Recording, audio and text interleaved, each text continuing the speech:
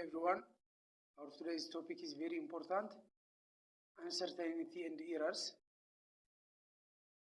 One, uncertainties are due to the lack of precision in measuring equipment. Errors are actually inaccuracies, that is, equipment being misused or mismeasurement.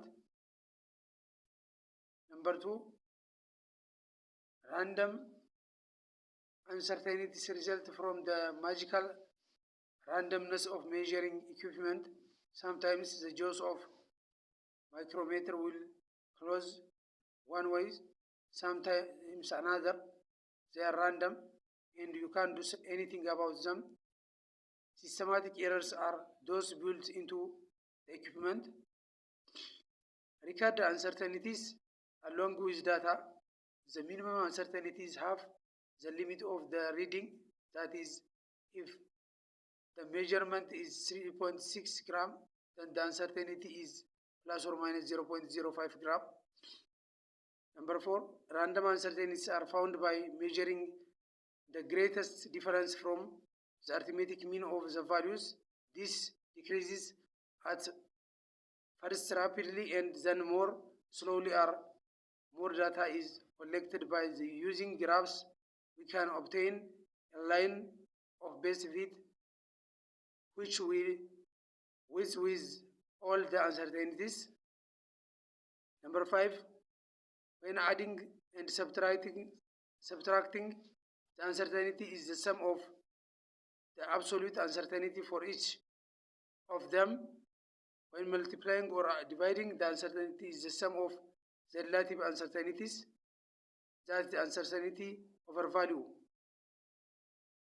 Number six, sine and cosine rules.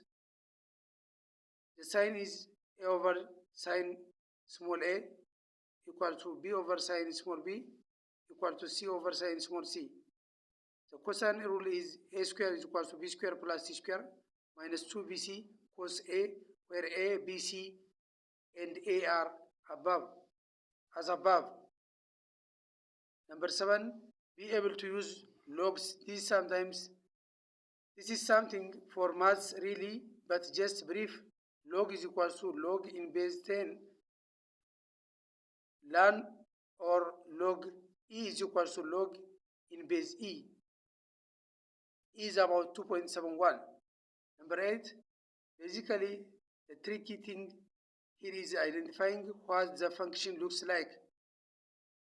Often it's possible to graph it on graphic calculator, but sometimes there are two variables making things rather tricky.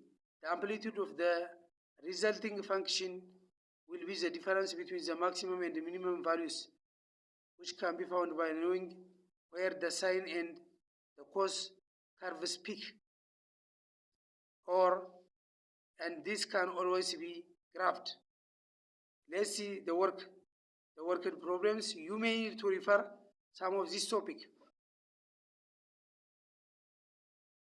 Number one, which on-road trip through Hawassa you need to convert the following speed limits for the guests who came from Canada miles per hour. A, 50 km per hour, B, 75 km per hour, C, 90 km per hour, D, 120 km per hour. Have a look the way I calculate 50 km per hour times 0.24 miles per kilometer, which is equal to 31.2 miles per hour. B, 73 km per hour divided by kilometer, that means times 0.624 miles per kilometer, which is equal to 46.8 miles per hour. C, 90 km per hour is times 0.624 kilometer mile, which is equal to 56.2 miles per hour. 120 km per hour times 0.624 miles per kilometer, which is equal to 74.9 miles per hour.